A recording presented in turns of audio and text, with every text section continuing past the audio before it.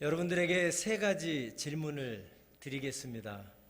첫 번째 질문은 우리 영등포교회를 정말 사랑하셔서 2018년 새해에 우리 교회 부흥과 발전을 위해서 1억 5천만 원의 특별한 헌금을 해주실 분이 여러분 중에 계십니까? 계시면 한번 손 좀 들어보시죠. 없으십니까? 두 번째 질문입니다. 우리 교회에서 내년에 캄보디아 교회를 개척하려고 하는데 캄보디아 교회 개척을 위해서 1억 5천만 원을 헌금해 주실 분이 계시면 한번 손 좀 들어봐 주시면 감사하겠습니다. 없으십니까? 네, 세 번째 질문입니다. 여러분을 낳아주시고 평생 길러주시느라고 수고해 주신 부모님의 은혜에 감사해서 새해 2018년에는 부모님께 감사의 선물로 1억 5천만 원을 부모님께 선물 드릴 수 있는 분 한번 손 들어 보시죠. 이것도 없으십니까? 1번, 2번은 그렇다 쳐도 3번은 조금 있을 줄 알았는데 3번도 없으시네요. 네, 여러분 쉽지 않습니다. 아니 정말 어렵습니다. 어쩌면 불가능한 일입니다. 내 믿음이 생기고 내 믿음이 자라고 내 교회를 위해서 내 교회 부흥과 성장을 위해서 드리는 것인데도 쉽지 않습니다. 정말 어렵습니다. 하나님께서 소원하시는 모든 민족의 구원을 위해서 캄보디아에 하나님의 교회를 세우는 일에 내가 하나 헌신해서 교회를 개척하겠다. 이것도 절대 쉽지 않습니다. 그런데 나를 낳아주시고 평생 길러주신 부모님을 위해서 드리는 것인데도 절대 쉽지 않습니다.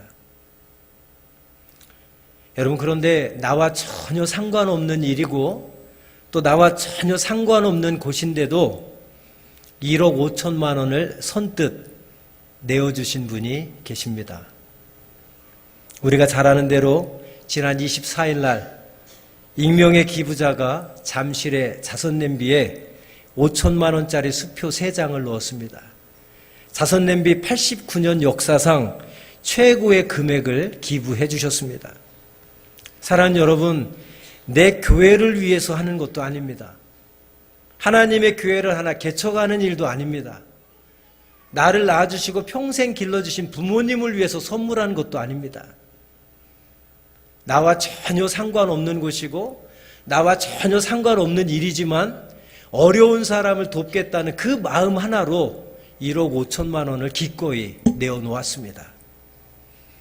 저는 이분이 사람이 아니라고 생각합니다. 하나님께서 우리 구세군에 보내주신 천사라고 저는 생각합니다. 왜 그렇습니까? 사람의 본성으로는, 사람의 마음으로는 1억 5천만 원이라는 돈을 선뜻 내어놓을 수가 없습니다. 절대로요. 이런 질문했지 않습니까? 내 교회를 위해서도 1억 5천만 원 드리겠다는 분이 없지 않습니까? 하나님의 소원인 민족 열방의 구원을 위해서 캄보디아 교회 개척하는 일을 위해서도 기꺼이 드리겠다는 분이 없지 않습니까? 아니, 나를 낳아주시고 평생 나를 위해서 헌신해 주시고 수고해 주신 부모님께 선물 드리는 일에도 쉽지 않습니까?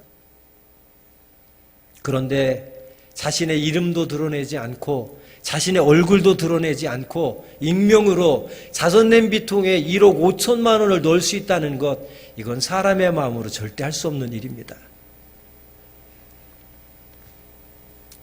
저는 이 소식을 듣고 하나님께 두 가지를 감사했습니다. 첫째는 아직도 우리 사회에 이런 따뜻한 마음을 가진 분이 계시구나 하는 것에 감사했고요. 두 번째는 아직도 우리 구세군을 신뢰하고 1억 5천만 원이나 되는 엄청난 돈을 자선냄비에 기부해 주는 분이 계시다는 것에 너무도 감사했습니다. 사랑하는 여러분, 오늘은 2017년 마지막 주일입니다. 마지막 주일에 어떤 말씀을 나눌까 하다가 한 해의 마무리를 감사하고 또 새해를 맞이하면서 우리가 미리 감사함으로 출발했으면 좋겠다 해서 감사에 대한 설교를 오늘 준비를 했습니다. 원래는 오늘 본문 골로새서 3장 12절부터 17절까지의 말씀을 가지고 본문 설교, 주석 설교로 준비를 했습니다. 설교 원고를 다 쓰고 나니까 이제 5가지의 대지로 설교가 요약되는데 설교 최소한 40분 설교 이상이 소요될 것 같더라고요.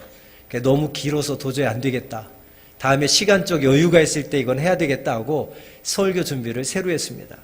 새로 하면서 12절부터 17절까지 중요한 구절에 빨간 줄을 걷다 보니까 모든 구절들이 한 절 한 절 다 중요해서 한 절도 남김없이 다 빨간 줄을 긋게 됩니다. 그래서 어떻게 하면 좋을까 하다가 그냥 한 가지 주제만 원포인트 설교를 해야 되겠다 해서 감사를 뽑아냈습니다. 그래서 감사에 대한 이야기만 좀 나누려고 합니다. 오늘 본문 15절 말씀 우리 다 한번 같이 읽어보겠습니다. 시작. 그리스도의 평강이 너희 마음을 주장하게 하라. 너희는 평강을 위하여 한 몸으로 부르심을 받았나니 너희는 또한 감사하는 자가 되라. 아멘. 우리가 무엇을 위해서 부르심을 받았다고요? 평강을 위하여 한 몸으로 부르심을 받았나니 너희는 또한 감사하는 자가 되라 그랬습니다. 한번 따라하겠습니다. 감사는 성도의 의무다. 다시 한번 감사는 성도의 의무다. 많은 사람들이 감사를 이제 소유의 크기로 결정합니다.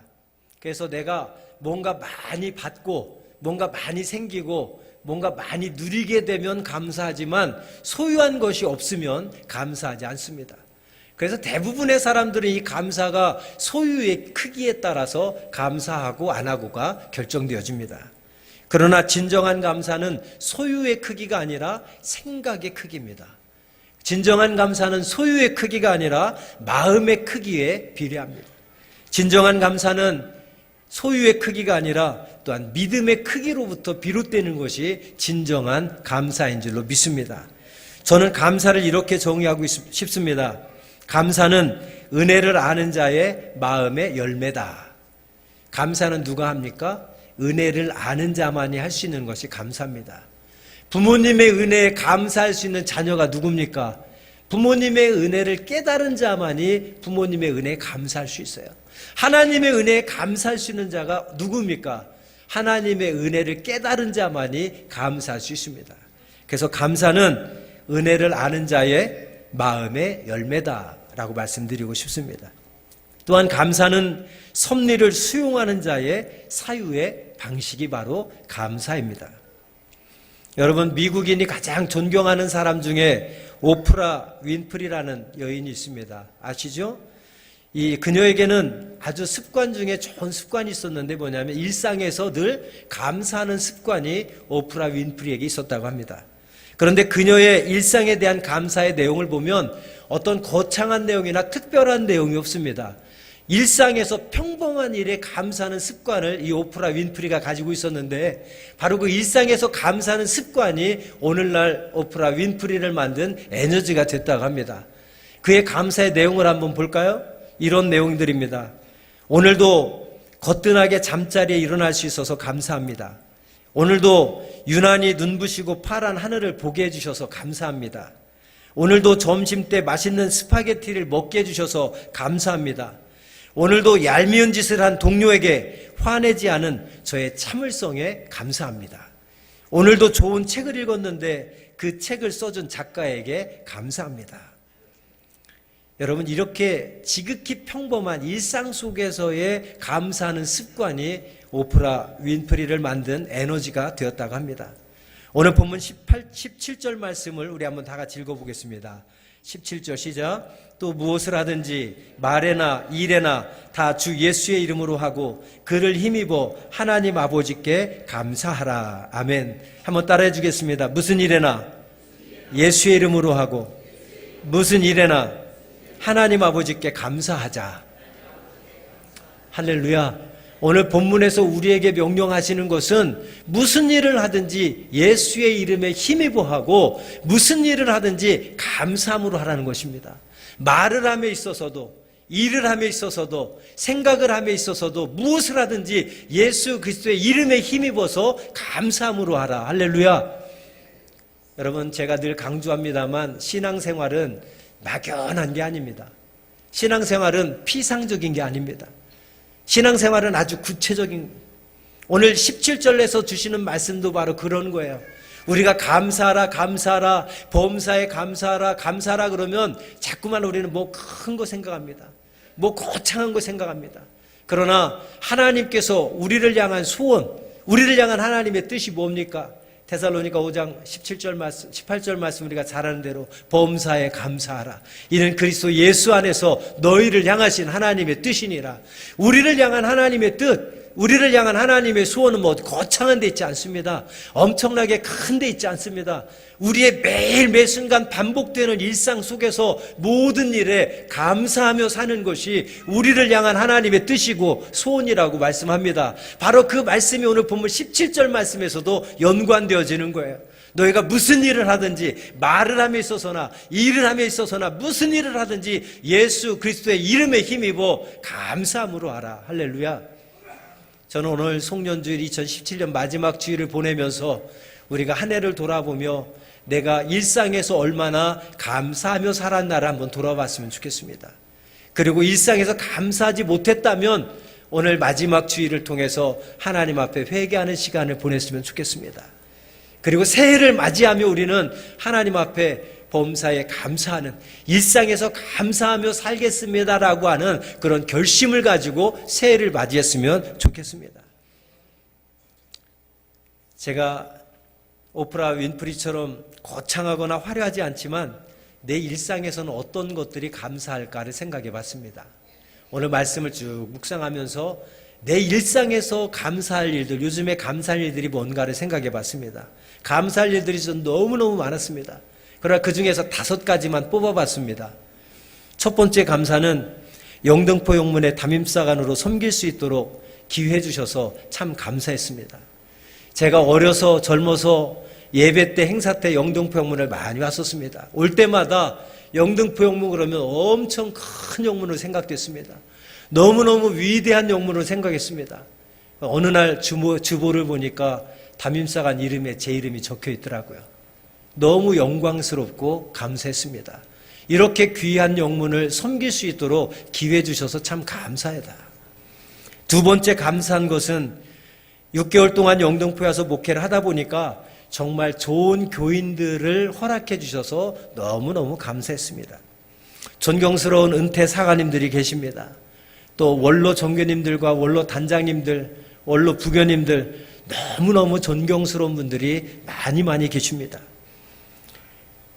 또 현직 정교님들, 현직 단장님들, 우리 현직 부교님들 정말 너무너무 귀하고 참 좋으신 분들입니다. 특별히 열심히 사역을 돕고 있는 우리 교육사관님들, 그리고 우리 담임보님들 너무나도 귀한 분들이 함께 해주셔서 사역을 돕고 있어서 얼마나 든든하고 감사한지 모릅니다. 다음 세대를 세우기 위해서 우리가 다음 세대에 많은 관심을 갖고 있는데 주일학교, 유치부, 학생회, 청년회 부장님들이 너무너무 정말 좋은 분들이세요. 그리고 선생님들 한 분 한 분들이 다 너무너무 좋은 분이세요.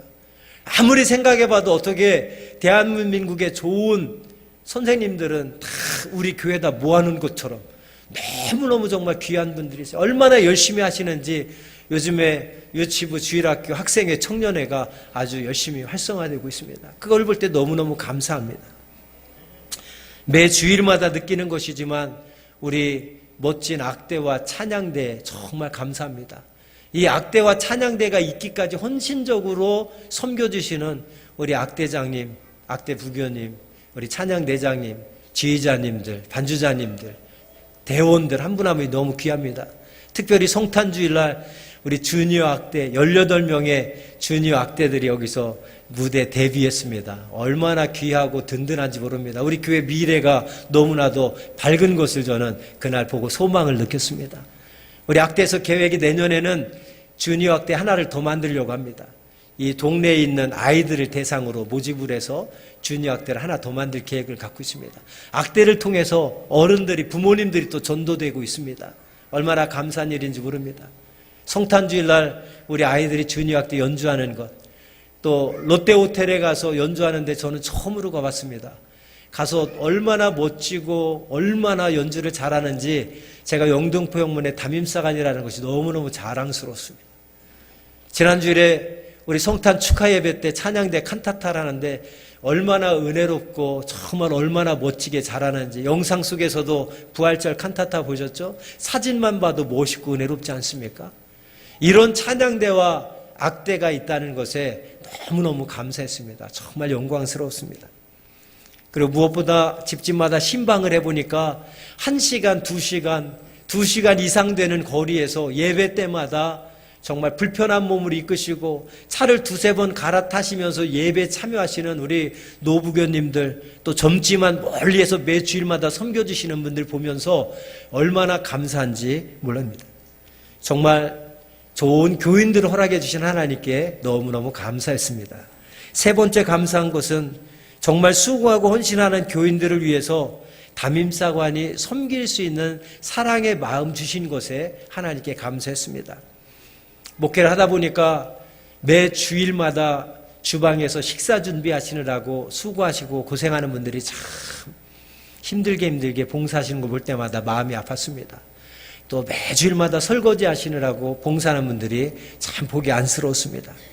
찬양대로 수고하는 분들, 악대로 수고하는 분들, 교사로 수고하는 분들, 매주 나와서 교회 청소를 위해 수고하시는 분들, 김장으로 수고하시는 분들, 전도 특공대 전도로 수고하시는 분들, 병원 신방하시는 분들, 차량 운행으로 수고해 주시는 분들, 방송실에서 수고해 주시는 분들, 한 분 한 분이 다 너무 귀하고 그분들의 헌신이 있기 때문에 우리가 이렇게 예배할 수 있고 우리 교회가 이렇게 존재할 수 있다고 생각합니다. 그래서 저는 성탄주일을 맞아서 하나님께서 그런 마음을 주셨습니다. 성탄주일 한 주만이라도 주방에서 식사 준비하고 설거지하는 거 부담 갖지 말고 편하게 교회 와서 예수님의 탄생을 축하하고 기뻐하며 예배하는 일에만 힘쓰게 했으면 좋겠다.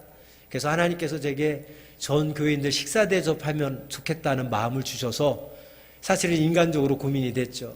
우리 그날 딱 식사한 분이 208명이 나중에 계산해보면 208명이 식사하셨더라고요. 평소보다 더 많이 식사하신 것 같아요. 그래서 감사했습니다. 하기 전에는 고민됐습니다.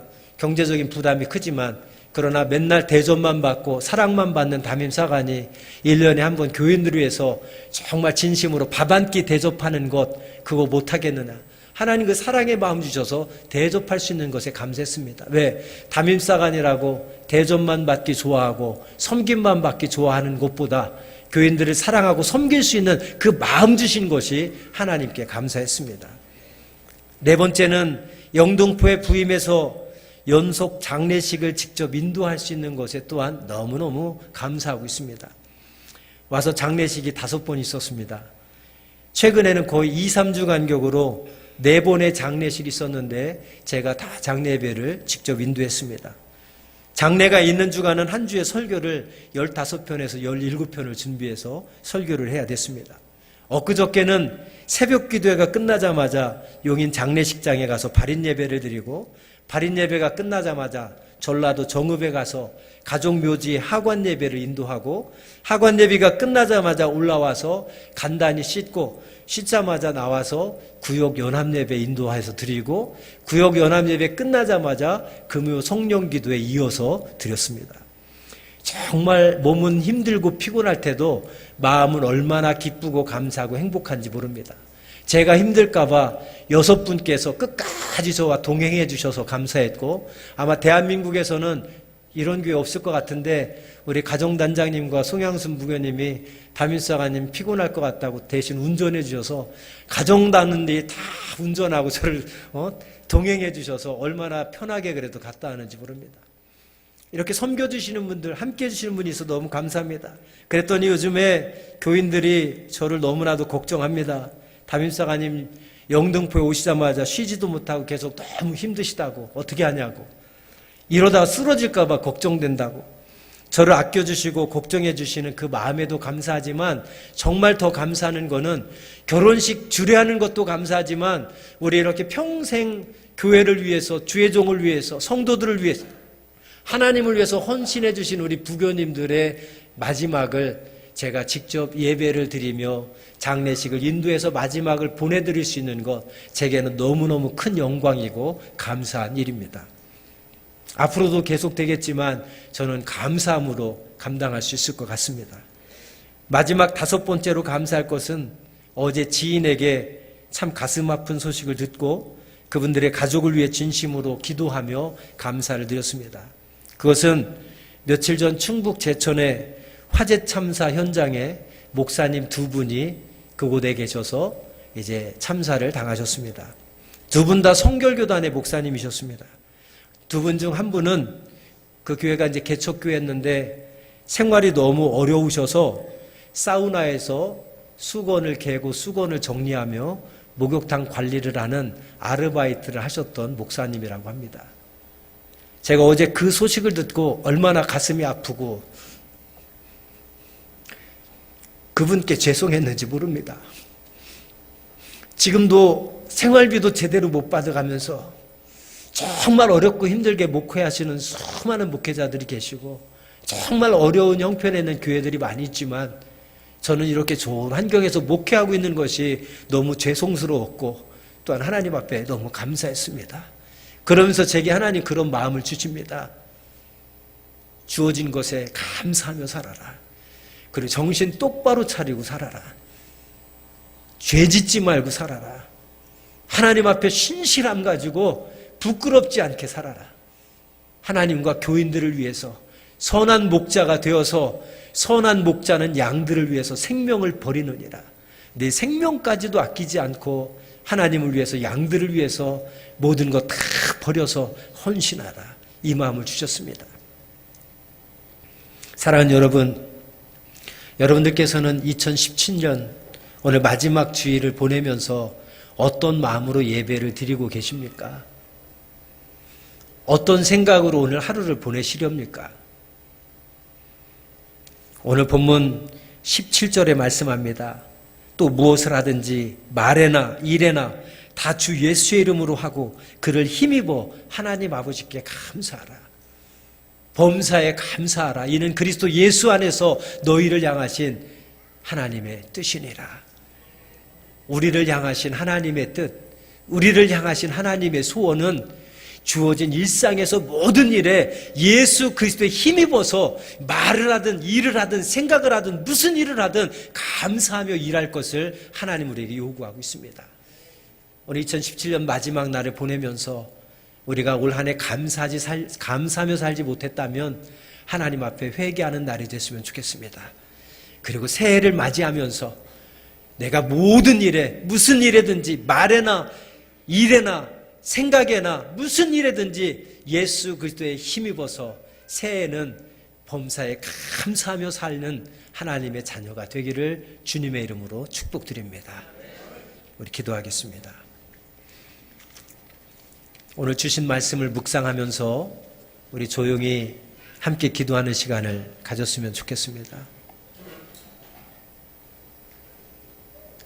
오늘 말씀을 통해서